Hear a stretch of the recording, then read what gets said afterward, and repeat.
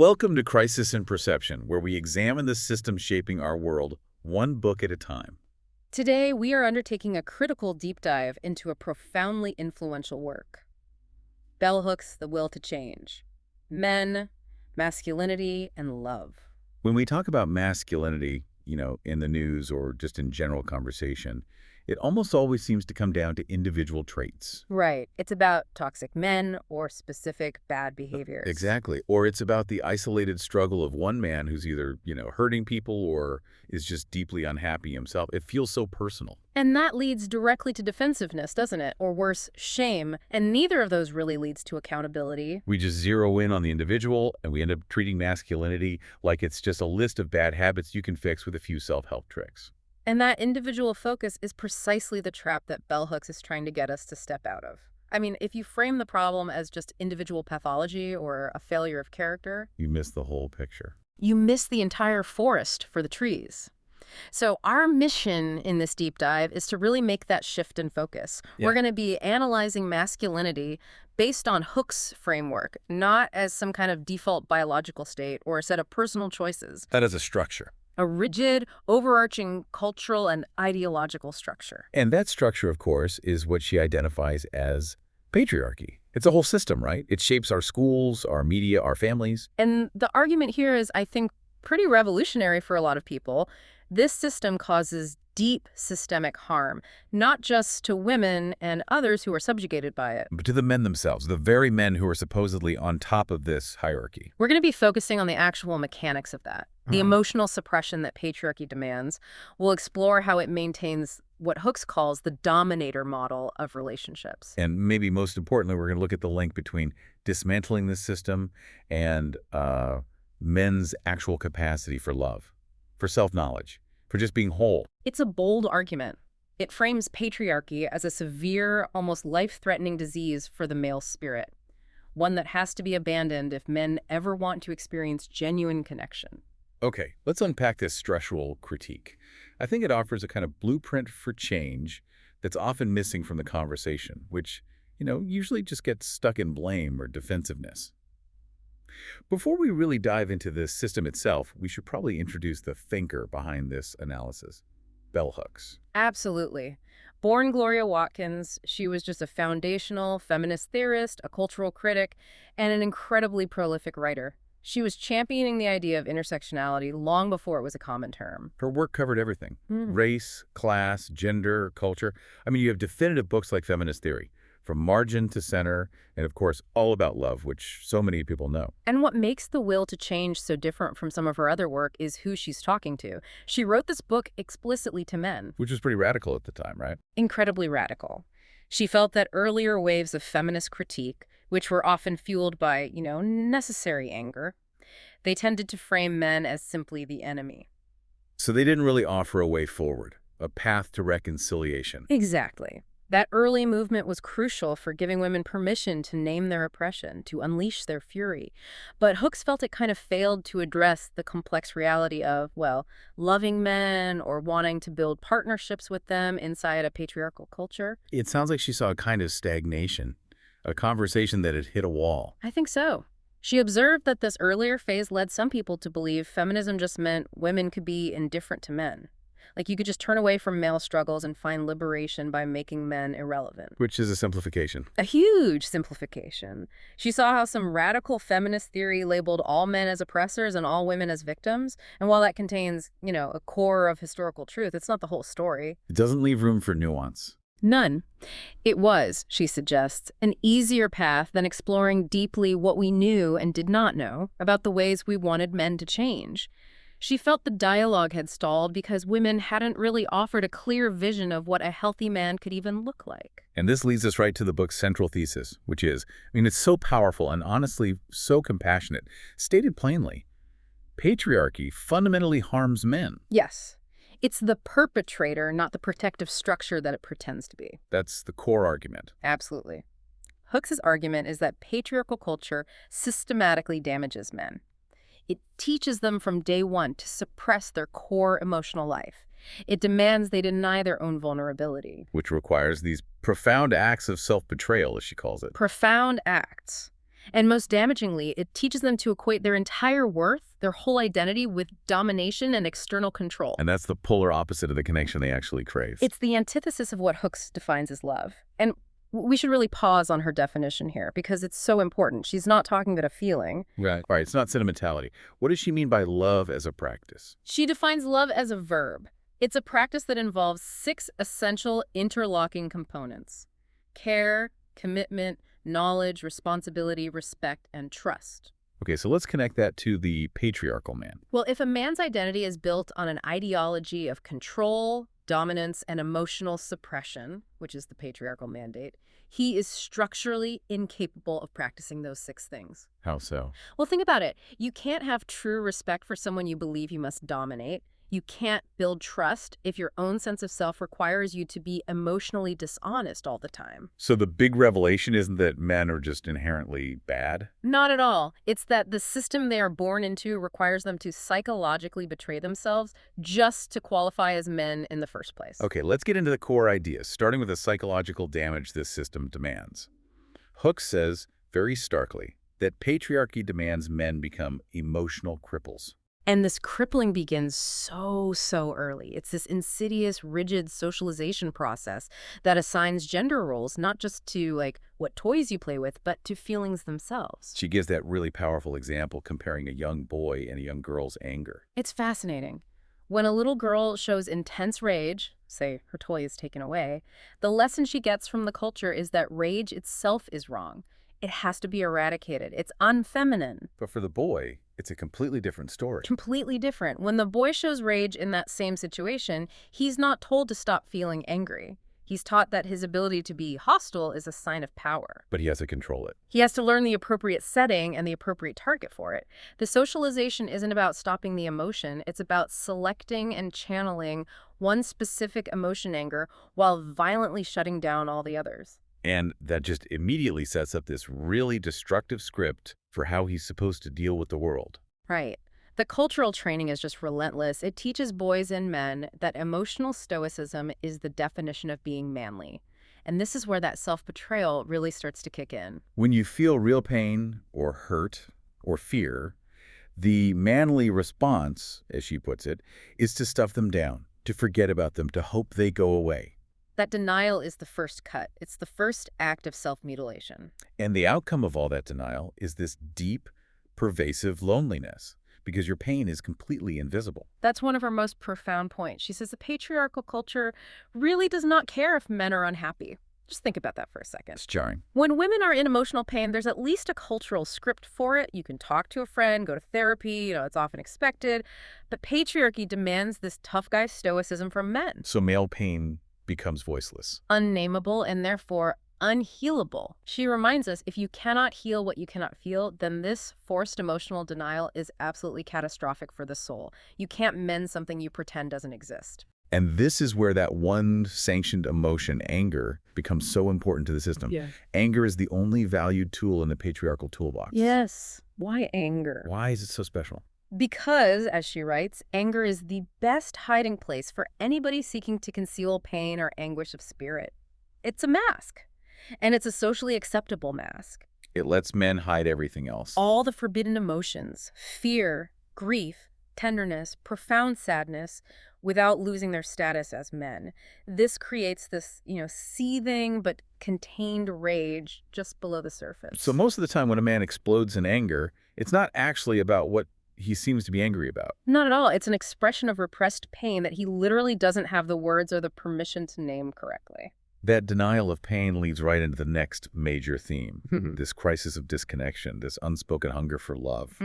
Despite all the outward performance of male power and invulnerability, Hooks insists that the hidden truth is that men are longing for love. A longing they're not even supposed to admit to themselves. It's a collective hunger, and it's often made worse by the weird hierarchy within patriarchy itself. The culture teaches boys and girls that a father's love, that male validation, is somehow more valuable than mother love. So when that male love is emotionally absent or withdrawn, the void it leaves is even bigger. It's destabilizing. That unmet primal need for connection from the father figure becomes the fuel for this lifelong romantic quest for love. a quest that is almost doomed to fail because the man himself is unable to actually participate in the practice of love. We saw huge societal shifts in the 20th century.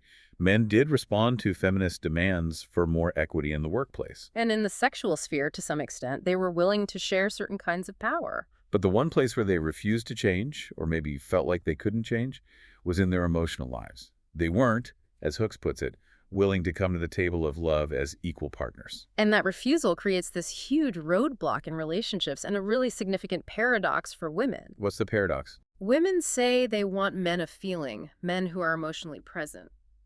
But Hooks points out a really uncomfortable truth. When men do try to express painful or negative emotions, women sometimes freak out. Why? Why would that happen if that's what you want? Because it reveals their own deeply ingrained investment in the patriarchal ideal of the strong, invulnerable man. I see. So there's a clash between the conscious desire for an emotional partner and the subconscious programming that says a man should be a rock. Exactly. The patriarchal system has historically put the entire burden of emotional caregiving on women. So if her male partner expresses deep emotional pain about, say, failure or fear, it can feel like a deep flaw in him. Or even like an accusation that she has failed to fix him or support him enough. That's part of it. And another part is that female partners often read that male pain as weakness, which directly contradicts their culturally programmed need for a protector. The second a man shows that vulnerability, he risks triggering fear in his partner. A fear that he's not strong enough to dominate and protect. So men learn, often through really painful experiences, that vulnerability isn't actually rewarded, even by the very people who say they want it, which leads directly to a deep fear of intimacy. If opening up emotionally just gets you judged or rejected, you retreat. Of course. Hooks argues that for men, the fear of intimacy is really a fear of being subjugated or controlled. And where does that come from? She traces it back to early, painful experiences with what she calls maternal sadism.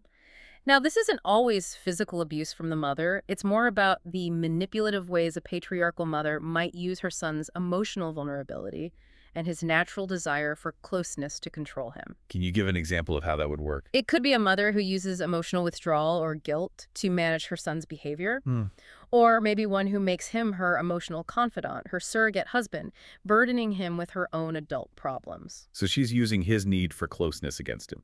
Exactly. And that early trauma where his love and vulnerability were weaponized, it creates this permanent link in his mind.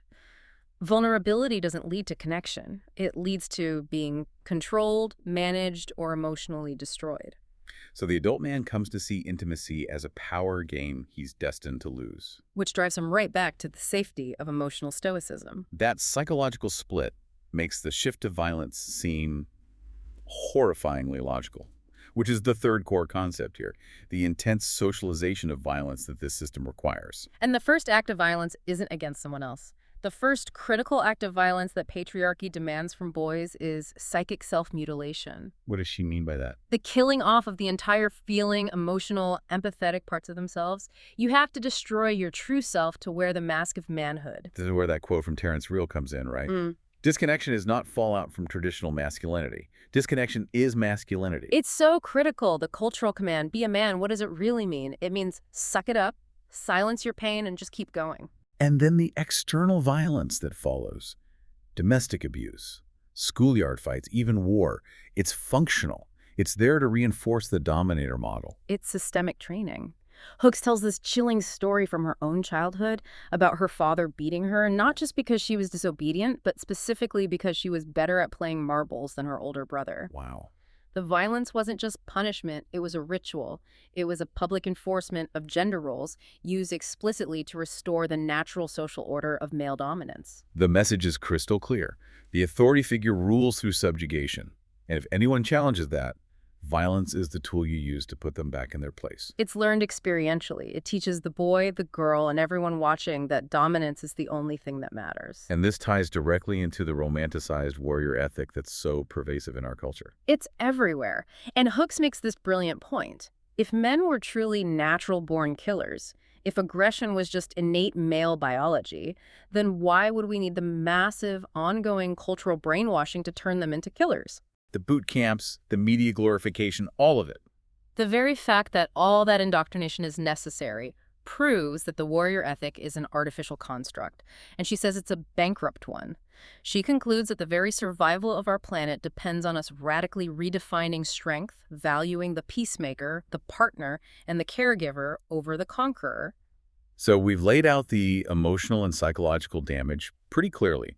Now let's shift gears and map out the systems that actually produce and maintain these harmful patriarchal norms. This is where we look at the actors and the mechanisms they use to enforce this ideology, how the cycle keeps repeating. And the primary actors, she says, are the family and parents. And this is crucial. It includes the women in the system. Absolutely. Mothers, she argues, often perpetuate patriarchy with far greater passion than two-parent households. Why is that? Because they're terrified of the social consequences if their sons fail to achieve manhood. They're afraid their sons will be seen as weak or will be victimized. So they engage in what she calls maternal sadism. Right. Either by actively crushing the wild spirit, the creativity, or the tenderness in their sons, or by being overly harsh. It's all driven by this intense fear that their boys will grow up to be wimpy or labeled a sissy. That fear of the label sissy is such a powerful patriarchal weapon, and it's often wielded by women against boys. It's a devastating cycle. And Hooks notes this dynamic is often even more intense in single-parent homes. A single mother, who might not have a real-life model of a functional, non-patriarchal man, is paradoxically more likely to idealize the most rigid, old-school patriarchal role. So she overcompensates. She over-enforces the patriarchal will. She believes that only strict, often emotionally punitive discipline can prepare her son for the brutal world she knows is out there. She's trying to ensure his survival in a system that severely punishes nonconformity. The core mechanism here, then, is basically enforcing the dominator model through psychological terror and shaming. And it's done by the very people who love the boy the most. And for this all to work, you need secrecy. Keeping kids from telling the truth about the violence, the neglect, the emotional abuse that happens in families, that is vital for patriarchy to survive. There's an unspoken rule to keep the secrets of patriarchy. Because if those secrets got out, the whole facade of male authority and female submission would just crumble.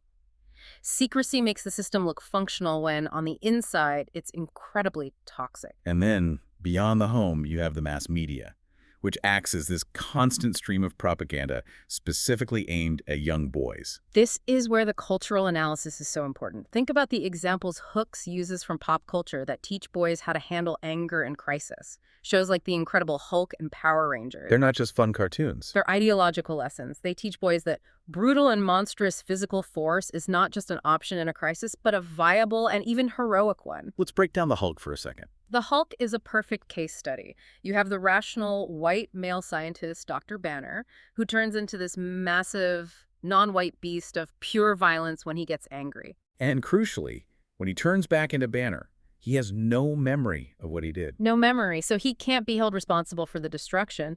This narrative directly links uncontrolled rage to overwhelming power, while also giving you this psychological get-out-of-jail-free card. The message to a young boy is, your rage is your power, and you don't actually have to feel or analyze the consequences of it. This kind of external propaganda leads straight to the sexual displacement we see so much of today. In this analysis, pornography becomes the main place for sublimation. A substitute for real emotional intimacy. Where the patriarchally conditioned man can displace all his rage and affirm his sense of self through domination and sexual addiction. It's the ultimate quick fix. It offers this illusion of control and power, especially when a man feels powerless everywhere else in his life, at his job, in his relationships.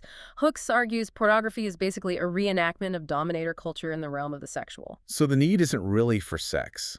It's for the constant, instant validation of selfhood and control that patriarchy promised him but couldn't deliver. It's a pain management tool. It lets him project his inner chaos onto this commodified fantasy of subjugation. But that validation is built on a lie, which just accelerates this whole damaging cycle of self-betrayal and maintaining a false identity. The foundation of it all is the splitting that forces a boy to put on a false self. Hooks even traces this back to the root of the word masculinity, connecting it to the idea of a mask. His true, feeling, vulnerable self is deemed unacceptable by the cultural script. So he's forced into dishonesty, first with others and then with himself. And this internalized dishonesty makes the practice of trust and love, which are the building blocks of her definition, structurally impossible. The result of wearing this mask is severe compartmentalization, the ability to separate your actions from your values. Scott Peck, who she cites, makes this key observation that compartmentalization is just a sophisticated way to avoid feeling pain and contradiction. It lets a man keep religion in one compartment and his business in another. So you can go to church on Sunday and believe you love God's creation, but then on Monday, dump toxic waste into a river because your company policy is in a different mental box. It's the absolute opposite of integrity. It's a required survival skill for success in a patriarchal system, but it destroys the soul's ability to be whole. And all of this culminates in the most tragic feedback loop the system has: the victimization to victimizer pattern. This is the heartbreaking part. The boy who is brutally abused and emotionally mutilated by the patriarchal expectations of his father or his culture. Instead of resisting that system, he conforms to it. To gain power, to escape being the victim. Yes. Hooks notes that boys who are abused in the name of patriarchal maleness more often than not become patriarchal, embodying the abusive patriarchal masculinity that they once clearly recognized as evil. They trade their inner freedom for external power. By adopting the very same tyranny that once terrorized them, they become their own oppressors, and they carry that trauma forward to the next generation, all in a desperate attempt to feel some sense of control. Okay, let's connect this structural critique to the world we see around us today. The emotional crippling that Hooks describes, it feels like a profound explanation for the modern, but often hidden, male mental health crisis. Absolutely. The constant cultural pressure to suppress feelings, combined with the sheer exhaustion of maintaining a false, invulnerable self, it creates a pressure cooker. It leads directly to profound psychological problems. Like depression and sorrow. And that depression in men isn't just about, a bad week at work. It's often rooted in the structural failure to achieve that impossible patriarchal ideal of total control. And even deeper, it's compounded by a repressed inability to grieve. To grieve loss. Loss of their authentic selves, loss of dreams. Loss of emotional connection, even the actual loss of loved ones. If the system teaches you that real men don't cry, you lose the necessary human ritual of mourning. So the pain just gets stuck. Precisely. Since boys are often given no accepted cultural outlets for grief, that pain doesn't go away. It just freezes them in time. It prevents them from completing the psychological process of growing up. So they remain these wounded boys in adult bodies. Unable to even articulate where their suffering is coming from. And that unidentified suffering is what fuels addiction, which is often less about seeking pleasure and more about seeking anesthesia. The escape from feelings. We see it in workaholism. Which Hooks calls a rewarded addiction. It's a drug that is as effective as the most powerful anesthetic. It creates this self-induced trance that temporarily keeps all the painful emotions away. And it gives you a double benefit in a patriarchal system, right? It does. It validates your masculine identity, your productivity equals your worth, and it successfully blocks any kind of introspection or feeling. Substance abuse works the same way. It's immediate pain relief for that unidentified suffering. They're just constantly looking for an external distraction from the inner life that patriarchy forced them to kill off. And when this male discontent does become visible, it's often co-opted by those who are pushing a cultural backlash. We see this everywhere. Anti-feminist movements blaming gender equality for all of men's problems. The argument being that men are only troubled because women challenged their power. Right. And Hooks has a very sharp critique of that narrative. She says this blame is just a dangerous distraction. It's designed to stop men from seeing the true source of their pain, which is patriarchy itself. The idea that men were happy and fulfilled before feminism is just not true. It's historically false. The violence, the high rates of addiction, the emotional illiteracy, all of that was all pervasive, long before the modern feminist movement. So the core issue is that patriarchy's promise of power and fulfillment was a lie from the start. It was a false promise. It promised fulfillment through control, but what it actually delivered was isolation. And when men started to figure that out, often through a personal crisis like a divorce or losing a job, the backlash kicked in. If I can't be happy, it must be her fault for changing the rules. Not the fault of the broken rule book I was given. And this brings us to the huge difficulty men face when they do genuinely try to change. The pervasive stigmatization of emotional literacy. The societal punishment for vulnerability is swift. Immediate. A man who tries to become emotionally aware risks being seen as a wimp or too soft, or, ironically, narcissistic, because the culture can't tell the difference between healthy self-reflection and self-absorption. She points to men in recovery groups, like Alcoholics Anonymous. Yes, which is, at its core, an anti-patriarchal structure. How so? How is AA anti-patriarchal? Think about what it demands. It requires the exact opposite of traditional masculinity. You have to speak your deepest pain, confess your mistakes, express vulnerability, and surrender your will to control to a higher power. It demands humility. And reliance on other people. So men who actually succeed in that model, who become emotionally literate, then have this intense struggle to reintegrate back into a mainstream culture that still sees emotional expression as weakness. Even their partners might push back. Their partners might say, okay, you're sober now. You don't need to keep expressing these feelings all the time, unknowingly pressuring them right back into stoicism.